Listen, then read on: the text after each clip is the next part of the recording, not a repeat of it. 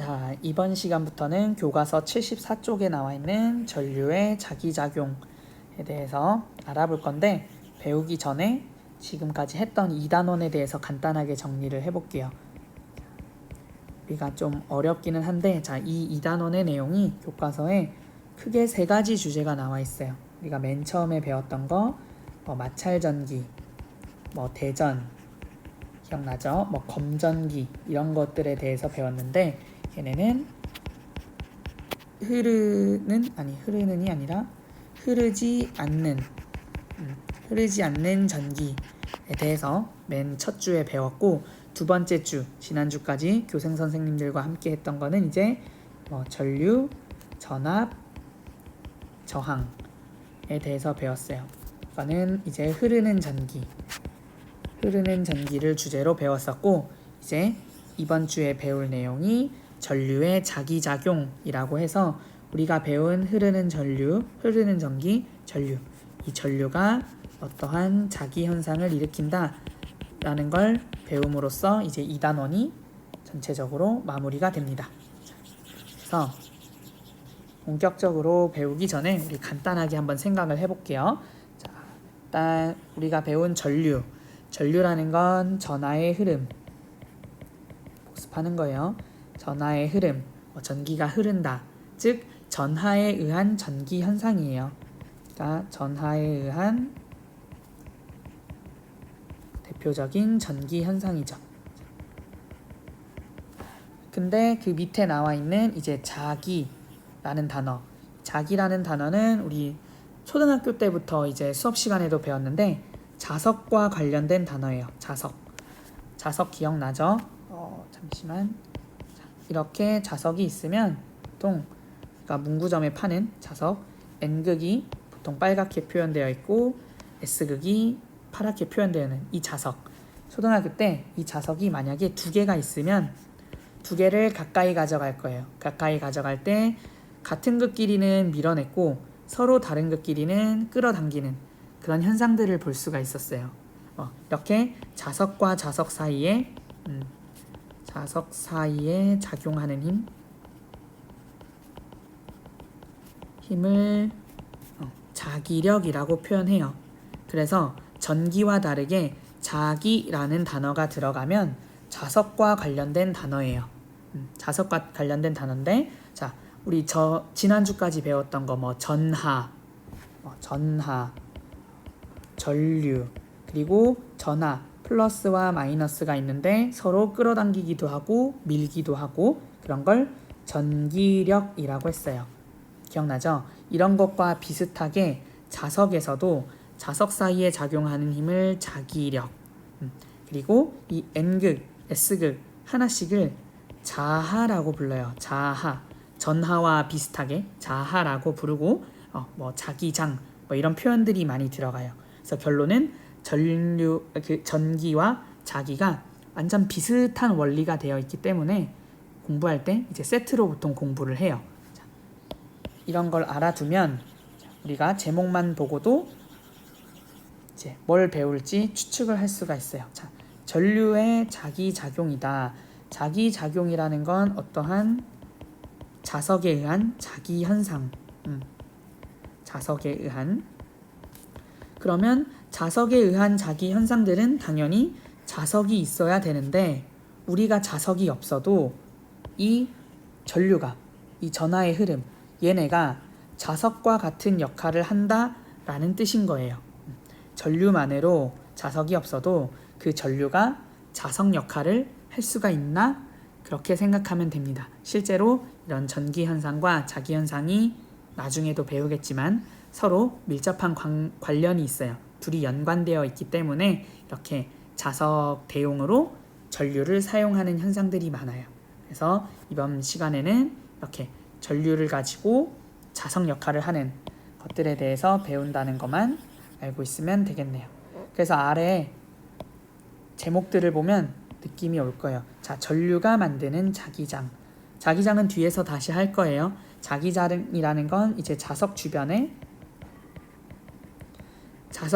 생기는 거예요. 자석 주변에 자기력이 미치는 공간인데 어쨌든 자석이 있어야만 생기는 걸로 알고 있었는데 전류, 전하의 흐름으로도 자석처럼 만들 수 있구나 라는 걸 배웁니다. 우리가 이 단원에서 알아야 될 그냥 내용은 이 한 줄이에요. 전류가 자기장을 만드는구나. 이것만 알면 끝입니다.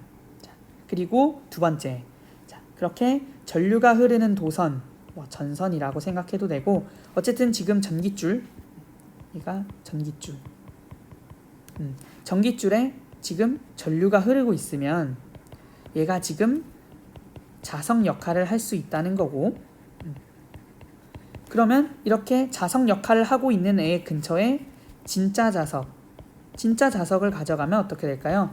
아까 자석과 자석 사이에는 서로 힘이 작용한다. 그 힘을 자기력이라고 했는데 그냥 자석으로 실험하는 게 아니고 자석 대신 하나를 전류가 흐르는 전선으로 한번 바꿔보는 거예요. 과연 그래도 힘이 작용할까라고 봤더니 실제로 힘이 작용합니다. 그냥 결론부터 말하면, 그래서 전류가 흐르는 도선이 자석 역할을 할 거고, 그럼 거기에다가 진짜 자석을 가져가서 이제 자기력이 미치는 것을 우리가 실험을 통해서 확인을 해볼 거예요. 이런 거를 이제 이번 주 4시간에 걸쳐서 배워보도록 하겠습니다. 그래서 결국은 이 2단원의 메인 주제는 맨 처음에 흐르지 않는 전기 배우고, 그 다음 흐르는 전기 배우고, 이제 마지막으로 이 흐르는 전기가 자석 역할도 할 수 있구나 라는 것까지가 스토리가 되겠죠. 그러면 이제 76쪽을 보면서 본격적으로 전류가 만드는 자기장에 대해서 알아보도록 하겠습니다. 자, 76쪽입니다. 전류가 만드는 자기장.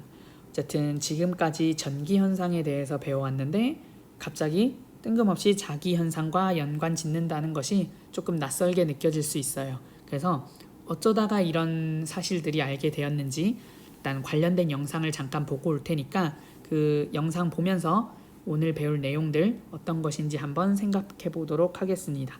자, 그럼 영상을 보고 올게요.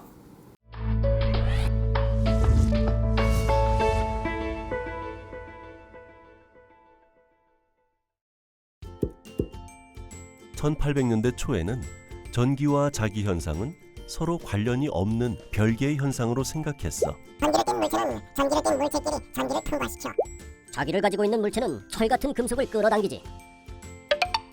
그런데 말이야, 1820년 덴마크의 과학자 웨르스테드가 학생들에게 도선에 전류가 흐르면 도선이 뜨거워지는 현상을 보여주는 실험을 하다가 우연히 아주 놀라운 일을 목격하였어. 왜 저러시지? 몰라. 너가 잘못됐나? 무슨 일이지? 나도 몰라. 넌 알아? 도선에 전류가 흐르는 순간 근처에 있는 나침반 바늘이 움직이는 것이었지. 나침반 바늘이 움직였다. 나침반의 바늘은 어떻게 북쪽이 아닌 다른 방향을 가리키게 된 것일까? 웨르스테드는 이 현상에 대해 여러 차례 실험하며 전류가 흐르는 도선 주위에 자기장이 생긴다는 사실을 알아냈어.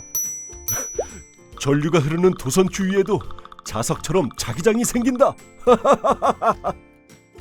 웨르스테드의 발견은 많은 사람들의 주목을 받았고 이후 전기와 자기가 결합된 여러 법칙들이 발견되었어.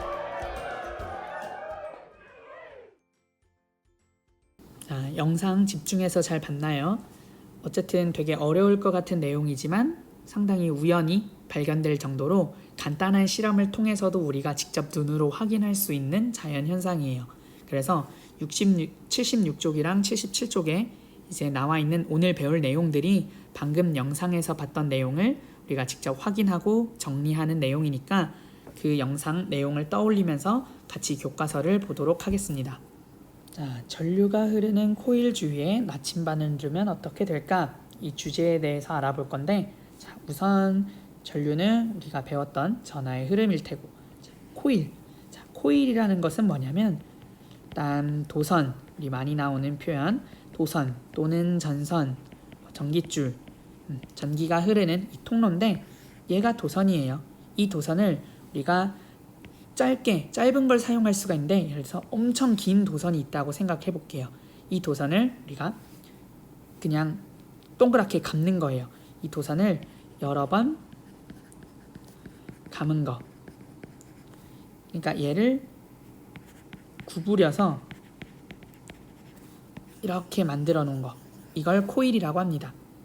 그죠? 이걸 코일이라고 해요. 자, 그래서 우리가 코일을 가지고 실험을 할 거예요. 그냥 전류가 흐르면은 그냥 직선 도선을 사용해도 될 건데, 자, 굳이 코일을 사용하는 이유가 무엇이냐면, 자, 미리 스포를 할게요. 자, 자석도 우리가 시중에 파는 자석도 보면은 자석이 되게 약해서 잘 떨어지는 게 있고, 완전히 세서 이제 떼어내기 힘든 자석들이 있어요. 그러니까 자석이 센 거도 있고 약한 게 있는데, 자, 우리가 전류를 가지고 이제 자석을 만들 거예요. 자, 그러면 지금은 이 전류가 자석의 재료가 되겠죠. 근데 만약에 이 재료가 되는 전류가 만약에 별로 안 흐르면, 되게 전류가 약한데 얘로 만든 자석과 전류가 되게 센데 얘로 만든 자석, 둘을 한번 우리가 비교해 본다고 생각해 봐요. 그럼 어떻게 될까요? 그러니까 정말 쉽게 생각해서 재료가 많으면 더 많이 만들 수 있잖아요. 그래서 우리가 전선 한 가닥을 가지고 도선 한 가닥으로 실험을 할 수가 있지만, 그 엄청나게 긴 도선을 여러 번 감아서 전류를 많이 흐르게 할 수 있는 상태로 실험을 한다고 하면 더 조금이라도 더 센 자석을 만들 수가 있겠죠. 그러면 우리가 똑같은 실험을 하더라도 그 자석에 의한 현상, 자기 현상을 더 확실하게 볼 수가 있어요. 자, 우리는 공부하는 입장이니까 눈에 확 띄어야 와, 진짜 이게 맞구나 라고 할 테니까, 그냥 도선으로 실험을 하는 것보다 이제 도선을 여러 번 감아서 더 많은 전류가 흐를 수 있는 코일을 이용하면 이제 더 확실하게 볼 수 있는 거죠. 그래서 코일을 사용하고 있습니다. 이런 것도 그냥 알아두면 공부할 때 이해하기가 편할 거예요. 그 다음에 어쨌든 그렇게 코일 주변에 이제 나침반을 둘 거예요. 자, 나침반. 일단 나침반의 원리를 떠올려 봅시다. 나침반 이거죠. 자, 나침반의 N극, 잘 보이나? 자, 나침반의 N극은 항상 지구의 북쪽을 가리킵니다. 지구의 북쪽을 가리킨다. 저는 실제로 본 친구들도 있을 거고 보지 않은 친구들도 있을 텐데, 어쨌든 기본적으로 나침반 바늘의 N극은 항상 북쪽을 가리킵니다. 그래서 우리 영화에서도 나오는데, 옛날부터 바다나 아니면 모험을 떠날 때 나침반은 어쨌든 항해할 때 방향을 찾는 도구로 늘 사용해 왔어요. 옛날부터. 그래서 이 나침반의 N극이 지구의 북쪽을 가리키는데, 얘가 사실은 자석이에요. 자석으로 만들어져 있는데, 자, 그렇다면 얘가 왜 지구의 북쪽을 가리키냐? 사실은 이 지구가 엄청나게 큰 자석이에요. 자석의 성질을 가지고 있어요. 지구가 하나의 커다란 자석이라고 보면 돼요. 그러면 이 N극이 가리키는 북쪽이 이제 그 나침반의 N극을 끌어당기는 자기력이 작용하고 있다고 생각하면 됩니다. 그래서 어쨌든 모든 나침반의 N극은 전부 다 지구의 북쪽 같은 방향을 가리켜야 되고, 그러면 이런 바늘의 방향을 바꾸려면 지구의 영향보다 더 큰 자기력이 작용해야 바늘이 움직이겠죠. 그러니까 기본적으로 얘네가 지금 지구의 영향으로 같은 방향을 다 가리킬 거예요. 근데 얘를 내가 어쨌든 방향을 바꾸려고 하면 다른 자석이 가까이 와서 얘를 끌어당기지 않는 이상 절대로 바뀌지 않을 거예요. 그러니까 지구의 영향보다 더 센 자석의 영향을 주어야만 나침반의 방향을 바꿀 수 있습니다. 나침반 방향을 바꾼다.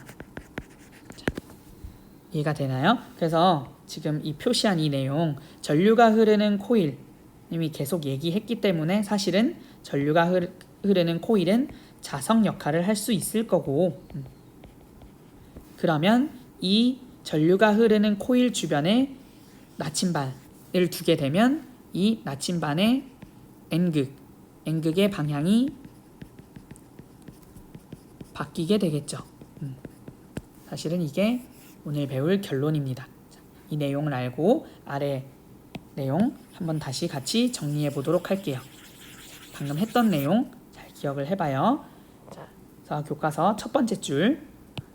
자, 이제야 첫 번째 줄이네요. 자, 자석의 나침반을 가까이 하면 북쪽을 가리키던 나침반 바늘이 움직인다. 너무도 당연한 자연 현상인데 아까 말했지만 나침반의 자석을 가까이 가져가게 되면 자, 원래 나침반의 N극 얘는 지구의 영향으로 지구의 북쪽을 기본적으로 가리키고 있을 거예요.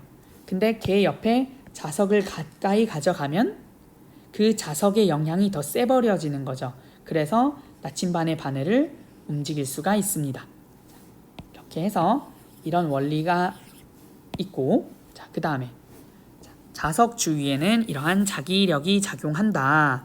그래서 이런 자기력이 작용하는 공간을 일단 자기장이라고 표현을 하겠습니다. 눈에 보이지 않는 이런 힘들, 우리가 배웠던 거 전기력, 또 중력, 그리고 방금 전에도 얘기한 이런 자기력, 얘네는 눈에 보이지 않아요. 눈에 보이지 않고 심지어 물체와 접촉해 있을 때 작용하는 게 아니라 물체와 떨어져 있어도 원거리로 멀리서도 작용하는 힘이에요. 그럼 이런 힘들이 물체가 어떻게 거기 있는지 알고, 플러스 전하인데 저쪽에 마이너스 전하가 있는 거 어떻게 알고 그런 힘을 주냐, 이런 것들을 옛날 과학자들이 열심히 공부를 했어요. 그래서 눈에 보이지는 않지만 이런 힘들이 작용을 하려면 기본이 되는, 예를 들어서 중력이라고 치면 어떤 물체가 있으면 이 주변에 눈에 보이지 않지만 어떤 영화에서 보는 누구 들어오면은 이거 사이렌 울리는 이런 거, 아니면 거미로 치면 거미줄, 이런 게 쳐져 있는 거죠. 무한대로 어떤 넓은 장이 있다라고 과학자들이 이제 정의를 내린 거예요. 영어로는 필드, 마당. 그래서 누군가가 여기 딱 들어오는 순간 이 공간이 얘한테 힘을 주게 됩니다. 그런 거를 장이라고 표현을 해요. 그래서 자기력이 작용하는 공간을 자기장, 어려우니까 나중에 이거는 고등학교 가면 또 배울 거예요. 지금은 이런 게 있구나 정도만 알고 있으면 됩니다. 어쨌든 이렇게 자기력이 작용하는 공간을 자기장이라고 하고, 마찬가지로 전기력이 작용하는 공간은 전기장, 그리고 우리가 지금 지구에 살면서 중력을 받잖아요. 그래서 이렇게 중력이 영향을 미치는 곳을 중력장, 이런 식으로 표현해요. 그래서 간단한 용어니까 너무 깊이 생각하지 말고 그렇구나 하면 됩니다. 그러면 자석이 있으면 자석 주변에 자석을 갖다 대면 힘이 작용하잖아요. 그 이유는 이 자석에 우리가 눈으로 보이지는 않지만 어떤 자기력이 미치는 공간, 자기력이 작용하는 자기장이 있구나. 이 자기장 안에 또 다른 자석이 들어오게 되면 그 공간이 얘한테 힘을 주는구나 라고 생각하면 됩니다. 이러한 원리라고 생각하면 될 거고요. 이러한 자기장의 방향, 눈에 보이지는 않지만 그럼 어떻게 할 것이냐, 과학자들끼리 약속을 한 게, 자기장의 방향은 나침반의 N극이 가리키는 방향으로 하자라고 약속을 했습니다. 그래서 옆에 그림을 보면, 옆에 그림, 막대 자석 주변의 자기장, 지금 이 세 개의 나침반, 만약에 자석이 없었으면 전부 다 똑같은 방향을 보고 있었을 거예요. 그리고 그 방향이 지구의 북쪽 방향이겠죠. 세 개의 나침반 전부 다 자석이 없으면 지구의 영향만 받을 거니까 모두 다 지구의 북쪽을 향하고 있겠죠. 근데 자석을 가까이 가져가면, 이렇게 자석을 가져가면 지금 이 세 개의 나침반에 작용하는 지구의 자기장 영향보다 이 자석이 주는 영향이 더 크기 때문에 얘 때문에 바늘이 막 움직일 거예요. 그래서 그 움직인 바늘들을 확인을 했더니 어쨌든 지금 빨간 부분, 이게 N극이겠죠? 빨간 부분 N극, 얘는 이쪽을 향하고 얘는 이쪽을 향하고, 여기 N극, 얘는 이쪽을 향하고, 지금 셋 다 다른 방향을 향하고 있어요. 근데 얘네를 이렇게 이어보면 N극에서 이렇게 S극 쪽으로 가고 있구나 또 알 수가 있어요. 지금 했던 얘기는 일단 있고, 결론은 이렇게 N극이 어디를 향하고 있냐를 가지고 지금 이 자석 주변의 자기장은 이러한 방향으로 진행되고 있구나 라고 정리하기로 약속을 했습니다. 또 공부할 때 알아둬야 되니까 참고했으면 좋겠네요. 그래서 이렇게 자기장의 방향을 우리가 확인할 수 있어요. 그래서 아래 실험을 보면 우리가 이번에 코일에 직접 전류를 이제 흐르게 하고 그 주변에 어떻게 자기장이 생기는지를 볼 거예요. 그 주변에 이렇게 나침반을 여러 개 올려놓고 이 나침반의 N극들 얘네가 어느 방향을 향하는지를 보는 거예요. 그러면 그 N극이 향하는 방향들을 우리가 이어보면 얘 주변의 자기장은 이런 형태로 생기는구나 라는 걸 정리할 수가 있겠죠. 확인할 수가 있나요? 그래서 이거와 관련해서 직접 이제 제가 선생님이 실험을 한 건 아니지만 제 유튜브에서 이 실험을 한 영상이 있길래 찾았는데 그 영상을 한번 보고 와서 다시 내용을 정리해 보도록 하겠습니다. 그럼 영상 잠깐 보고 올게요. 전기가 흐르는 코일 도선 주변의 자기장 실험해 보도록 하겠습니다. 지금 여기 있는 전원장치에 마이너스 극의 검정 도선, 플러스 극의 빨간 도선을 연결해 놓은 걸 보실 수 있고요. 각각 이제 플러스는 아래쪽, 마이너스는 위쪽에다가 연결을 해서 코일에서는 지금 보시는 대로 이 아래 방향에서 윗 방향으로 전류가 흐르게 될 거예요. 자, 지금 나침판에 바늘에 주목을 해주시면 다 지구 자기장의 영향으로 나침판의 바늘이 한쪽을 가리키고 있는 걸 확인하실 수 있어요. 자, 이대로 제가 전원장치의 전류를 켜보도록 하겠습니다.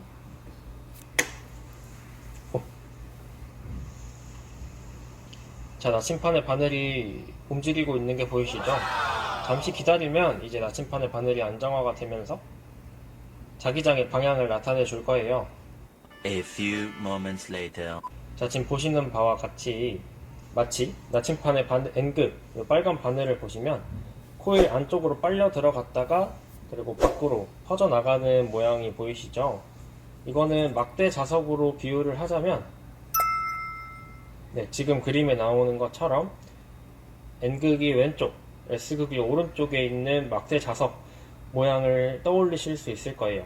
그래서 코일 주변의 자기장의 방향은 손가락으로 이제 코일을 전류의 방향을 이렇게 움켜 잡으시고 나오는 이 엄지손가락 방향을 보시면 엄지가 가리키는 방향이 N극, 그 다음에 반대쪽이 S극이라고 생각하시면 돼요.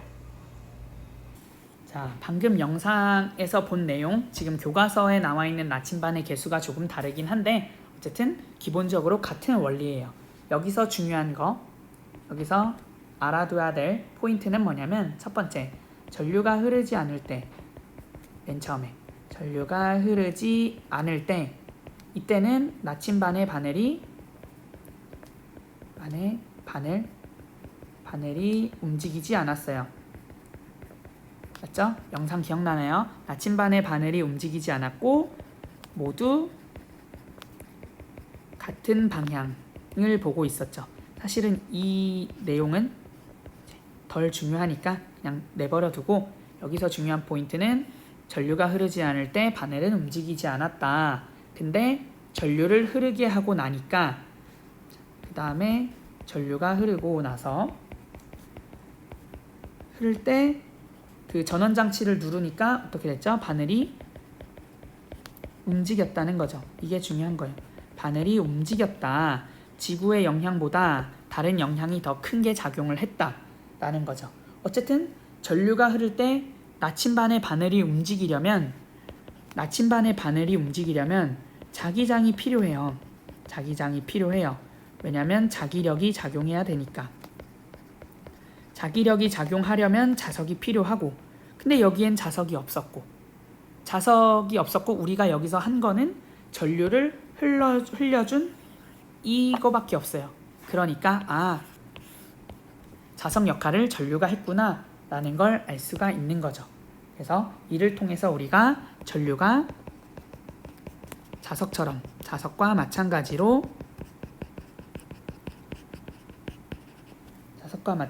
자기장을 만들었다. 만들었다는 것을 글씨가 너무 날리네. 알 수 있습니다. 이 내용의 핵심인 거죠. 꼭 알아두길 바랍니다. 알겠죠? 사실은 뭐 여러분들 참고서나 문제지나 이런 데 보면은 뭐 그거의 방향이 어떻고 어딜 가리키고 막 이런 내용이 나와 있는데 사실은 그 내용들은 고등학교 2학년 가면 완전 종류별로 어떤 도선이냐에 따라서 자기장이 어떻게 생기냐 그거 일일이 다 공부하는 건 고등학교 2학년 때 하는 거예요. 지금의 내용은 어쨌든 자석이 없는데 전류가 흐르는 도선을 가지고 자석처럼 자기장을 만들 수 있다. 이 내용 자체가 중요한 거니까 이것만 꼭 기억했으면 좋겠습니다. 어쨌든 이 내용을 가지고 이제 77쪽 넘어가서 다시 정리해 보도록 할게요. 코일에 전류가 흐르면 코일 주위에 놓인 나침반 바늘의 N극이 가리키는 방향이 바뀐다. 자, 계속 했던 얘기를 또 하겠지만 이 나침반의 바늘의 N극 원래 기본적으로 모두 지구의 북쪽을 가리키고 있어야 돼요. 지구라는 엄청 거대한 자석의 영향을 받기 때문에 그렇게 북쪽을 향하고 있었는데 자, 코일에 전류가 흘러서 코일 주변 이제 이 전류가 흐르는 코일이 자석 역할을 할 거고 그럼 이 자석 때문에 지구의 영향보다 더 크게 받아서 너무 가까이에 있으니까 맞죠? 그래서 방향을 바꿀 수가 있습니다. 아까까지 했던 얘기고요. 자, 이는 코일의 주변에 자기장이 생기기 때문이다. 이제 이해할 수 있겠나요? 자, 그래서 그 코일이 자석 역할을 하는구나 라는 걸 떠올리면 됩니다. 근데 이 영상에선 나와 있지 않지만 하나 더 추가를 하면 전류라는 것은 자, 아까 영상에도 나왔지만 우리가 배운 거 전류는 플러스에서 마이너스로 흘러요. 그래서 전류를 흘려보냈을 때 나타난 그 현상. 근데 만약에 전류의 방향을 바꾸면 마이너스랑 플러스 단자를 바꿔서 끼게 되면 반대 방향으로 전류가 흘러서 이런 자기 현상도 반대로 일어나게 돼요. 그래서 신기하게도 바꾸면 나침반의 N극이 가리키는 방향도 반대로 바뀌게 됩니다. 그래서 이를 통해서 어떻게 정리할 수 있냐면 코일 주변에 생기는 자기장 일단 자기장은 생기는데 그 자기장의 방향이 반대로 바뀐다는 걸 알 수가 있어요. 그럼 눈에 보이지 않는 이 자기장의 방향은 어떻게 아냐? 이 자기장의 방향은 아까 말했듯이 나침반의 N극 방향을 보면 돼요. 왼쪽을 가리켰는데 전류 방향 바꿔보면 오른쪽을 가리키는 걸 실제로 볼 수가 있답니다. 그래서 이런 현상들이 나타나요. 그래서 다음 줄 보면은 어쨌든 전류가 흐르는 코일 주변에 생기는 자기장의 모양이다. 지금 이 위에 그림을 우리가 실험을 해보지는 않았기 때문에 그림을 그려보진 않았지만 이거에 대한 결과가 이 아래 그림에 나타납니다. 자, 이 그림을 확대해서 보면 자, 이게 코일이에요. 코일. 이거 보면은 이 에나멜선 우리 볼 수 있는 이 에나멜선 한 가닥이 아니라 지금 여러 가닥이잖아요. 지금 얘가 이렇게 선생님이 그림 그리는 것처럼 이렇게 구불구불 감아 놓은 거예요. 그래서 전류가 한 가닥 흐를 게 한 100가닥 흐르니까 전류의 세기가 더 세겠죠. 그렇죠? 호스가 물이 나오는 호스가 하나일 때랑 물이 나오는 호스가 100개일 때랑 이제 지나가는 물의 양은 100개일 때가 더 많겠죠. 그렇게 비교를 하면 될 거예요. 이 전류 자체가 자석의 재료가 될 거니까 전류가 많으니까 조금 더 센 자석이 될 거고 그러면 같은 실험을 해도 우리가 눈으로 볼 때 더 극적으로 표현이 되니까 한눈에 알아볼 수 있습니다. 그래서 이렇게 표현을 하는 거예요. 자, 이렇게 했더니 자, 지금 이 빨간 부분 자, 얘네가 나침반의 N극이죠. 전류가 흐르기 전에 모두 지구의 북쪽을 향해 있어야 되는데 전류가 흐름과 동시에 얘네가 각자 서로 다른 방향을 가리키고 있습니다. 그러면 얘를 자기장의 방향은 나침반의 N극 방향이랬으니까 지금 표시를 해볼게요. 얘는 이쪽, 얘는 이쪽, 얘는 이쪽, 얘는 이쪽, 이렇게 표현을 해보면 이렇게 나타낼 수가 있네요. 그래서 아까 영상에서 마지막 부분에 그 방향 관련해서 잠깐 나왔었는데 그 내용을 잠깐만 인용을 해볼게요. 이렇게 되면 얘가 나침반에 N극의 방향을 가지고 이렇게 자석을 이렇게 표현할 수 있다라고 영상에서 나왔어요. 그래서 지금 배우지는 않았지만 나중에 고등학교 가서 배우겠지만 이 N극 실제로 이 자석 주변에 나침반들을 놓게 되면 N극에서 나와서 이렇게 S극으로 자기장이 들어간다라고 표현을 해요. 자석 주변에 실제로 나침반들을 놓게 되면 N극의 방향이 다 N에서 나와서 S로 들어가는 이런 방향을 볼 수가 있습니다. 그래서 N에서 나와서 S로, N에서 나와서 S로. 그래서 지금 이 방향을 보게 되면 볼 수 있을 거예요. 지금 1로 나와서 1로 가서 1로 들어오고 얘는 1로 들어오고 얘는 1로 나가서 1로 지금 따라올 수 있나요? 얘는 1로 가고 그래서 얘가 하나의 자석처럼 얘가 여기가 N극, S극이라면 이렇게 N극에서 나와서 S극으로 들어갈 수 있는 거구나 라고 표현을 합니다. 물론 이 방향 지금 알 필요는 없어요. 하여튼 공부하기 위해서 그냥 참고로 알려주는 내용입니다. 어쨌든 여기서의 결론은 뭐예요? 전류를 흘렸더니 자기장이 생기고 그 자기장이 생긴 것을 어떻게 확인할 수 있냐? 눈에 안 보이니까 그 주변에 철가루를 뿌리거나 나침반을 넣었을 때 그 나침반의 N극이 가리키는 방향이 자기장의 방향이구나 라는 것만 알고 있으면 되겠네요. 그래서 사실은 방금 했던 그 내용을 이쪽에서 보게 되면 전류가 이렇게 흐르면 전류의 방향 참고로 알려주면 이렇게 전류가 향하고 있으면 실제로 자기장은 이 전류를 감싸듯이 이 방향으로 자기장이 생깁니다. 이 방향으로 자기장이 생기는 것도 참고로 알고 있으면 좋겠네요. 그러니까 쭉 뻗은 도선이라고 생각을 했을 때 그 도선을 감싸듯이 자기장이 생깁니다. 도선을 감싸듯이 자기장이 생긴다. 또 참고로 알아뒀으면 좋겠네요. 그래서 이렇게 도선이 있고 전류가 이렇게 흐른다 라고 했을 때 자기장은 이렇게 감싸듯이 자기장이 생깁니다. 그래서 자석을 그 도선 주변에 나침반들을 놓으면 삥 이렇게 도선을 감싸듯이 돌아가는 걸 볼 수가 있어요. 이런 것도 나중에 한 번 더 복습하고 정리할 기회가 되면 다시 알려주도록 하겠습니다. 우선 지금은 참고로만 알아두세요. 그러면 이제 아래 내용 이것만 정리하고 마무리하겠습니다. 자, 스스로 확인하기 1번. 자기력이 작용하는 공간. 우리는 이 내용만 정확히 알면 돼요.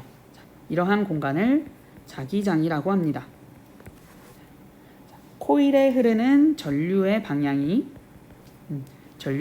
바뀌게 되면 주위에 생기는 자기장의 방향이 바뀐다. 그래서 조금 전에 그렸던 전선 한번 다시 얘기를 하면 만약에 우리가 윗방향으로 전류가 흐른다 라고 하면 그 도선을 감싸듯이 이렇게 자기장이 생겨야 돼요. 그래서 나사 돌아가는 거를 생각하면 되고 이게 참고서에 어떻게 나오냐면 이제 그림 잘 못 그리는데 얘가 엄지손가락이라고 치면 오른손 엄지손가락이 가리키는 방향이 전류라고 생각해서 여러분들이 전류의 방향으로 이제 위쪽으로 엄지손가락을 치켜 올리게 되면 이제 나머지 네 손가락 오른손이니까 여기가 손등이 되겠죠? 지금 보는 방향이. 자, 그럼 이 손등이 이렇게 감싸지는 엄지손가락으로 감싸지는 방향이 이제 네 손가락 얘가 자기장이 되겠죠. 그런 식으로도 방향을 알아맞혀요. 그래서 한번 해보면 전류를 위라고 오른손 엄지손가락을 치켜 세우고 그다음에 나머지 네 손가락이 감싸지는 방향으로 자기장의 방향을 확인할 수가 있는데, 자, 이 원리에 의해서 만약에 전류의 방향을 반대로 바꿨다. 이번엔 전류가 아래로 가게 하는 거예요. 그렇게 되면 오른손 엄지손가락이 아래를 향하게 될 거고, 그러면 나머지 내 손가락, 자, 손등, 얘가 감싸지는 방향이 자기장의 방향이 될 거예요. 그러면 전류가 아래로 흐를 때는 자기장의 방향이 반대로 그렸네. 자, 이렇게 감싸지게 되겠죠. 자기장. 그래서 사실은 코일의 주위에 생기는 자기장의 방향이 반대로 바뀌어요. 방향이 바뀐다. 정확히는 반대로 바뀐다. 또 알아두면 좋겠습니다.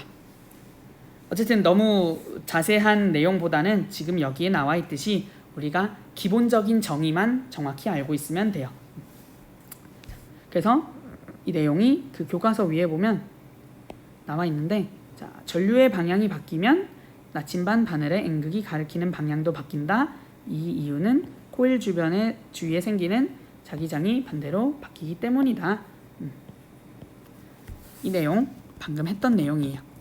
또 확인했으면 좋겠네요. 그 다음에 3번, 지하철 승강장에서 나침반을 들고 있으면, 우리는 뭐 지하철 많이 타진 않지만 지하철이 들어오거나 떠날 때 나침반 바늘이 북쪽이 아닌 방향을 가리킨다.